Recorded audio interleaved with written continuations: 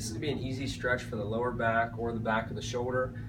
It's a nice one to take my arm into this crossbody direction, and easy because there's typically door frames and walls all over the place to grab hold of. So I'm going to take my left hand and grab the edge of this door frame. My right hand's going to be in the opposite side, and I'll show you on both sides, but I'm making a fist just to kind of block here.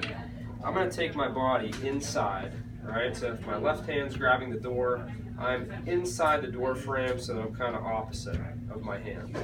And I'm just going to let my hips sag away from my shoulder. I kind of use this hand to push myself away. And I'll go into it and back out. Now this is something that for my left arm, it can pull anywhere in the back of my arm, back of my shoulder, down into my lat and lower aspect of the lateral part of my trunk, right? I don't want to feel any pinching on the top of the shoulder or anything overly uncomfortable. So just so you see it on this side, I have my hand right around shoulder height, maybe a little bit below. This fist is on the door frame.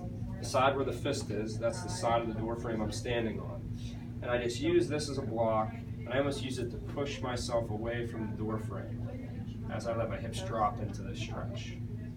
Now if there is any pinching or pressure on the shoulder, instead of my feet facing straight forward, I could turn them a little bit, right? Which is going to take a little bit of the stretch away, and it starts to still give me some pull but not as much compression of the front of my shoulder. And I'm still using this arm to push away. So the more that I face this way, it becomes more of just a straight back, and it's still going to pull a little bit, not as much, but it's usually going to take away any pinching on the top of the shoulder. So I can play around with this. Ideally I want to be turned as much as I can to get the maximum amount of pull back through here. But I always want to stay short of this pinch.